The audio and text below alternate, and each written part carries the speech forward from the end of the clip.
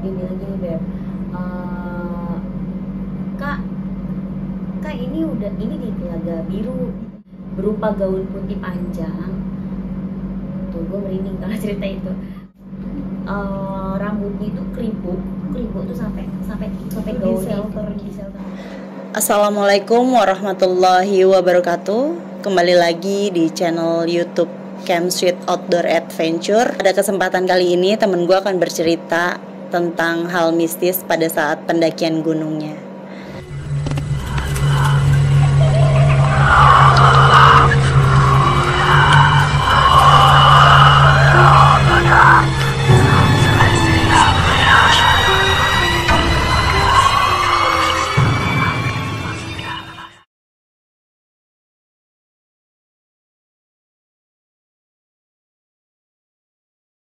Kebetulan temen gue udah ada di sebelah gue.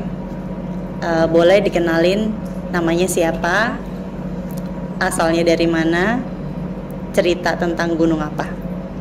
Assalamualaikum warahmatullahi wabarakatuh. Gue Eka dari Jakarta. Gue salah satu member Camp Sweet. Jadi ini cerita pengalaman pendakian perdana gue di Gunung Gede. Waktu itu sekitar 2 tahunan yang lalu lah. Gue berangkat dari rumah itu sekitar 5 orang. Jadi ada cowok 3, terus cowoknya 2. Itu gue lintas Putri Cibodas. Bener-bener tuh pengalaman pertama. Start dari base camp Putri itu kayak biasa ya, jalur Putri sampai ke Surken. Itu berjalan lancar lah, sampai happy di Surken, ngecamp, terus besok paginya ke puncak gitu loh, sambil kita beres-beres lah gitu, sekalian turun kan karena kan lintas. Itu nggak ada apa-apa, jalan mulus aja, aman kayak biasa lah gitu. Karena gue itu sebenarnya sih gue mendaki itu sampai detik ini selalu mindsetnya itu nggak bagus sih, tapi memang kayak gitu yang gue rasain. Lebih ke kayak nanti gue bisa hilang gitu. Terus ketika gue gue ada di mana, teman-teman gue di mana, itu sih mindset gue yang sampai sekarang yang nggak bagus, tapi gue masih kepikiran gitu. Terus karena perjalanan gue turun dari puncak itu lewatnya via Cibodas, itu kan menurut info yang gue tahu kan lebih panjang daripada Putri. Gue udah panik aja gitu, wah ini akan panjang, sampai base camp jam berapa gitu. Karena posisinya kebetulan itu gue tuh jalan dari Surken aja udah siang, udah jam 11 siang. Puncak, sampai puncak segala macam, foto-foto ya kan. Dari puncak jam 2 turun ke kandang badak itu jam 4. Dari kandang badak jam 4. Terus gue turun. Itu jadi posisi maghrib itu tuh gue udah di Rawadenok. Udah di shelter Rawadenok. Nah, terus karena maghrib kan kita istirahat tuh. Itu di sepanjang trek udah gak ada orang, walaupun mungkin ada, cuman jauh-jauh gitu loh jaraknya. Nah itu kelompok gue doang berlima istirahat karena azan. Nah penyakit gue, kaki gue itu kalau turun itu pasti sakit gitu. Dulu sempat di Cikura itu baru sampai pos berapa itu gue sampai di bokong sampai bawah Di sendinya ya? Iya, dengkul, jadi bagian dengkul jadi ya? tuh nggak bisa maksimal gitu. Gue nggak tahu dia di mana gitu, pokoknya setiap turun itu pasti sakit. Dan gue tuh udah noit aja gitu loh. Bener, maghrib itu kebetulan maghrib di situ juga kaki gue sakit. Otomatis kita berhenti dulu sebentar gitu kan, sambil nunggu maghrib tuh, sambil ngobatin kaki gue lah, dioles pakai apa segala macam. Nah dari situ mulainya, dari situ baru berasa gitu. Mulai ada perasaan-perasaan yang menurut gue kurang wajar. Terus perasaan apa yang lu alamin gitu? Gue mau sih positif gitu, tapi kok nggak ini ya, nggak masuk akal ya gitu kan, nggak masuk akal. Jadi apa yang lo rasa saat itu? Gue kebayang saudara gue aja yang udah nggak ada. Enggak, bukan. Jadi kan pas gue mau cabut ke Gede, Iya. saudara gue cuma bilang begini, sebelum itu kan gue sebelum ke Gede gue udah pernah ke Lau. Gue juga di Lau itu pertama kali gue ngalamin hal mistis, cuman menurut gue nggak separah di Gede ini loh gitu. Jadi dia pernah bilang, menurut gue itu paling serem. Cuman dia bilang, lo mau ke Gede ya? Iya, gue mau ke Gede gitu. Terus gue yang merasa Gede itu nggak seserem Lau, karena gue pribadi sebelumnya gue nggak pernah ngeliat tuh YouTube atau acara apapun yang mistis-mistis tentang pendakian. Gue nggak mau, memang gue nggak mau karena gue takut gitu. kebawa. Iya, gue nggak mau. Jadi gue cuman tahu misalkan kayak di Lau di pos 4-nya itu kenapa gitu, terus di Gede di jalur Cibodas biru itu kenapa, itu gue cuma tahu dari sekilas aja, nggak pernah bener-bener real gue nonton YouTube atau acara enggak. Menghindari hal-hal pikiran takutnya yang jadi jelek ya. jadinya takut gitu. Terus ternyata sepupu gue itu balik lagi ke telepon tadi ya, sepupu gue tuh bilang, lu nggak tahu kalau di Gede itu apalagi jalur Cibodas itu lebih serem daripada Lau, kata dia. Gue cuma mikir itu kan menurut dia gitu loh, tetap menurut gue itu di Lau. Nah terus tiba-tiba di maghrib itu pas gue break, gue kebayang aja kata-kata dia gitu loh, blok kebayang di pikiran gue. Terus gue langsung noit. Jadi kayaknya sih tuh menurut gue cuman kayak halu aja ya, halu gitu, udah kayak bohongnya noit aja.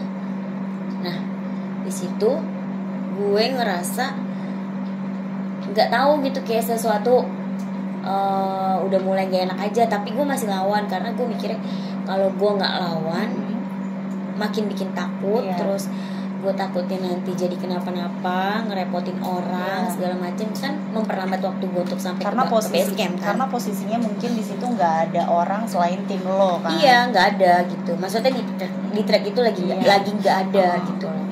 Nah akhirnya datang tuh rombongan lain sekitar 7 orang deh, entah kenapa di situ suami gue tuh langsung inisiatif minta tolong sama mereka, minta ditemenin sampai base camp. Jadi itu gue join tuh sama dia tuh. Itu dia tiba-tiba aja gitu loh. Jadi kita rame-rame tuh turun, temenin ya sampai base camp gitu. Ya udah jalan biasa, nggak ada apa-apa. Cuman sepanjang jalan itu, lo bayangin aja ya, gue dari puncak jam 2 sampai Kandang Badak itu jam 4 sore. Pokoknya gue ingat banget abis asar lah. Itu gue mulai dari turun Kandang Badak sampai bawah.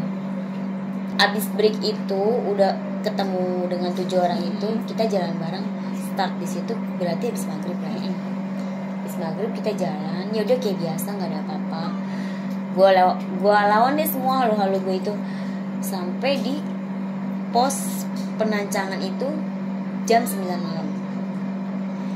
Gue kan nggak pernah merhatiin estimasi waktu itu, gue nggak pernah perhatiin pos ini kesini, gue nggak pernah perhatiin, gue jalan aja begitu. Cuman di situ gue agak mikir, kok lama banget nggak sampai gitu. Tapi ya udahlah, pikiran gue memang gue jalan lama aja kan. Kebetulan kaki gue tuh sakit banget, jadi memang pelan-pelan dipapah juga kan. Jadi gue fokus ke kaki gue aja biar gue nggak ngerepotin orang gitu. Jalan biasa sampai ngelewatin jembatan. Itu udah sekitar jam 10 ya, 10 apa ya, jam 10 malam, setengah 11 malam gitu kan, 10 ke 11 jam 11an lah.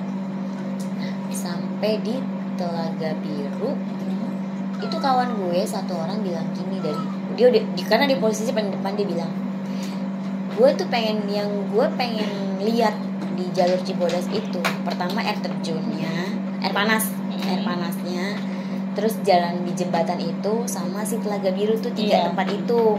Karena kan lihat spot-spot postingan Instagram, pokoknya media sosial kan tuh bagus gitu bagus kan. Ya, gue udah gak mikirin tuh mistisnya apa, gue gak mikir. Di situ cuma fokus pengen lihat, tapi karena berhubung malam kan nggak kelihatan. Ya udahlah, gue pikir next time gue bisa kesini gitu. Ya udah, jadi gue fokus sama jalanan aja, jalanan sama kaki gue nih, jangan sampai tambah sakit dan nggak bisa jalan gitu. Gue jalan sampai di Telaga Biru. Kawan gue yang tadi gue maksud itu, dia bilang gini, dia udah sampai depan tuh, dia bilang gini, Beb,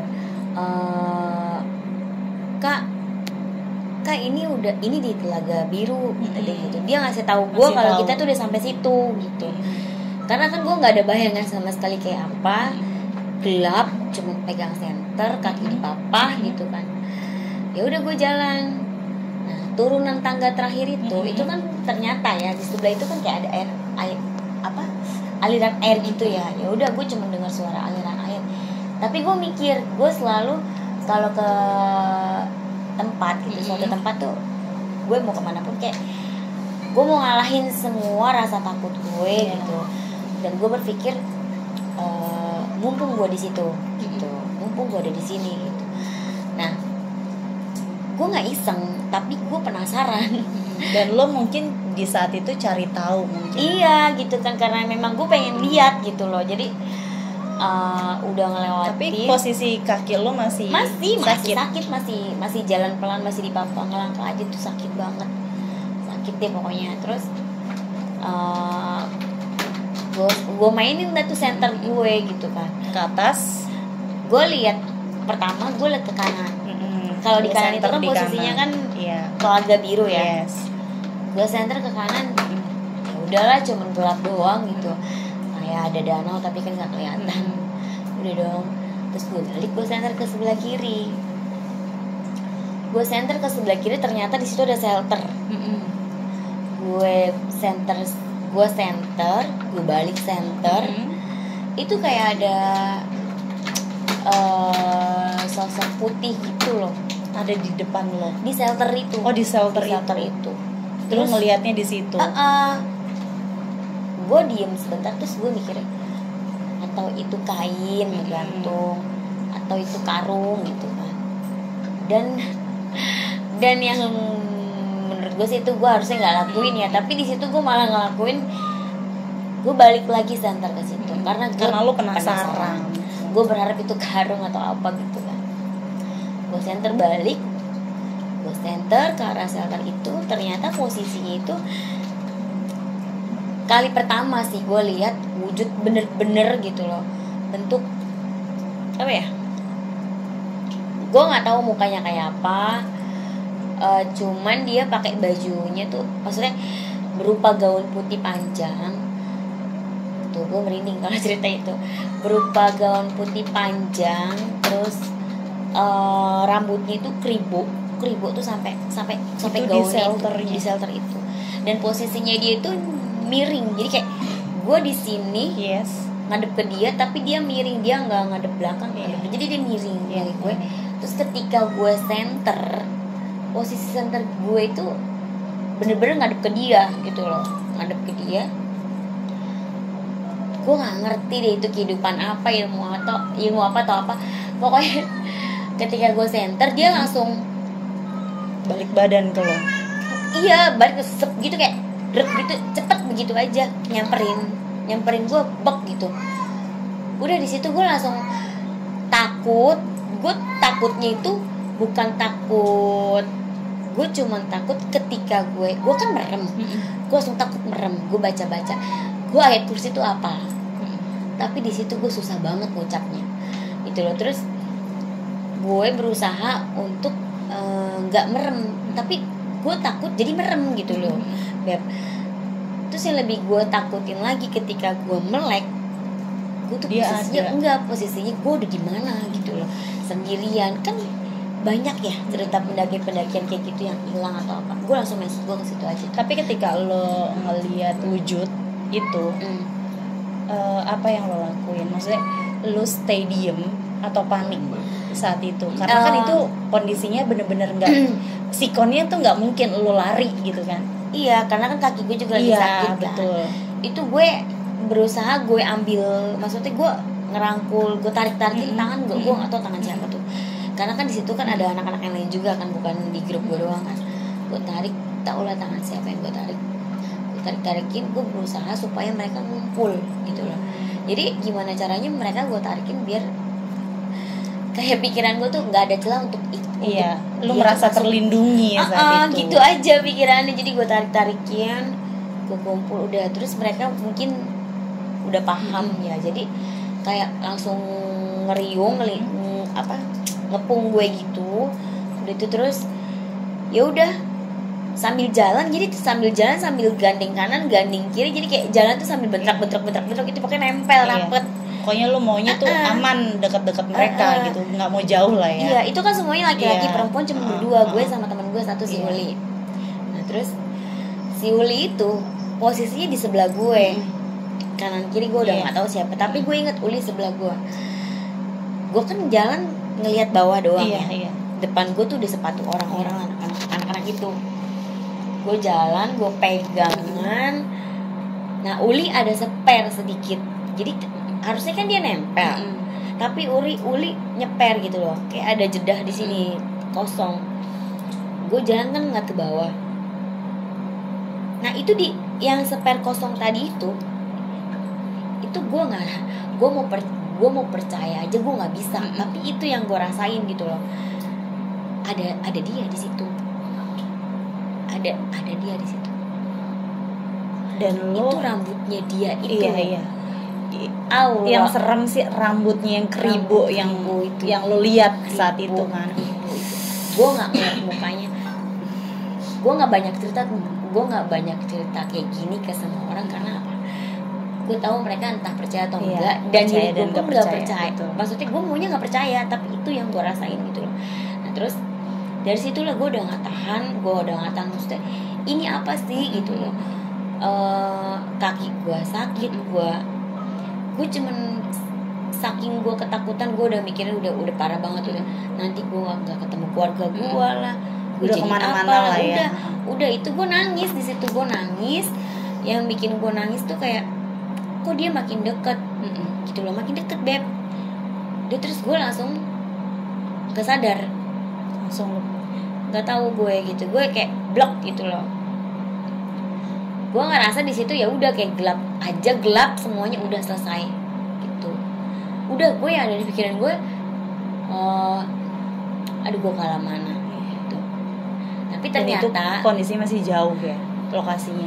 Itu gue kurang tahu kalau jauh, tapi harusnya sih udah dekat ya. Cuman kan karena itu kali pertama gue udah nggak mikir jaraknya berapa lama lagi gitu loh beb. Nah terus menurut info teman-teman gue yang lain, di saat gue nggak sadar itu mereka bilangnya gue pingsan. Nah terus digotong-gotong lah segala macam, tapi pas gue sadar itu posisinya memang gue lagi digotong-gotong beb. Jadi posisi tuh mereka ngegotong gue kayak di track lah ya, kayak pakai keranda gitu gini gitu loh. Jadi posisi gue tiduran di atas gitu. Yang tapi itu dalam kondisi lo sadar atau memang masih belum sadar? Belum. Jadi gue pokoknya posisi rasanya lah ya. Gue pokoknya posisi gue melek itu ya mata gue udah di pandangan gue udah di langit-langit gitu ya. Gitu tuh gue udah digotong sama mereka aja. Cuman di sini yang lebih lucunya lagi, gue kan badannya kecil nih. Waktu di Cikuray itu kaki gue juga sama sakit, kan gue selalu sakit kalau turun. Lumayan lah gue dari pos berapa gitu, itu digendong sama laki gue. Jadi sama laki gue digendong belakang, dia kuat loh. Dari pos berapa sampai bawah, pos 4 ya waktu itu ya. Dari pos 4 sampai base camp gue digendong belakang. Dia sendiri cuma gendong gue gitu. Tapi pada kejadian itu ketika gue jatuh, gue gak sadarin diri, itu yang gotong gue rame-rame. Jadi ada sekitar 5-6 orang, mereka bilang itu berat. Jadi mereka harus bopong rame-rame. Lu bayangin kan, kalau lu mau compare gitu loh, berat badan gue yang segini waktu di Cikuray, laki gue cukup dari pos 4 sampai base camp dia gendong sendiri. Tapi posisi di situ ketika gue joprak, gue pingsan, mereka harus rame-rame berlima sampai berenam gitu gue. Tapi untungnya lo nggak kerasukan ya beb. Itu sih parah loh, sampai lo kerasukan di track. Wah, itu sih gak nyangka. Dari situ setelah sadar gue maksudnya pandangan gue di langit, udah gue minta diturunin, digendong dipegang kanan dipegang kiri, kaki gue selangkah aja tuh sakitnya nauzubillah banget ya, udah lemes banget tapi abis gue pingsan itu lebih lucu lagi gitu, maksudnya kaki sakit ngelangkah aja nggak bisa, tapi ketika gue sadar dari pingsan gue itu jalan gue lebih cepat, kayak itu kayak ketakutan kali ya.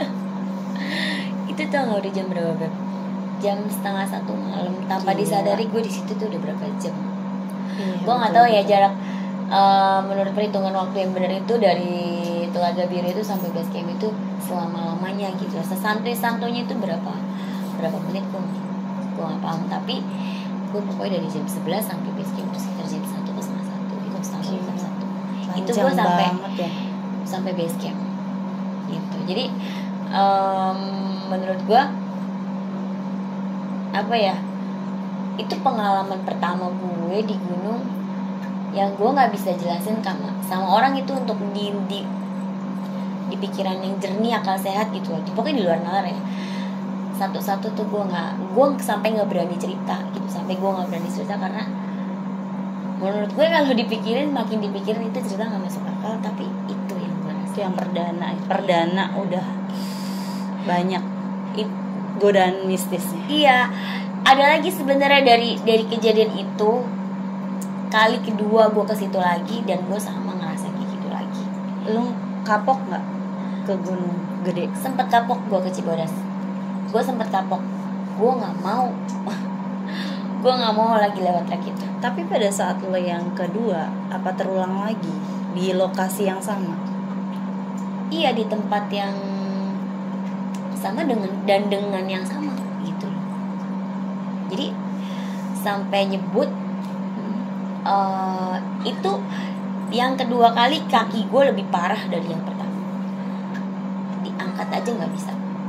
Sampai gue nangis dijeritan gitu dalam hati, ya Allah gitu, mau angkat kaki aja tuh nggak bisa. Tapi bisa ngucap duh gue ketemu dia lagi gitu. Jadi di tempat itu juga. Jadi kayak udah trauma ya di lokasi yang sama.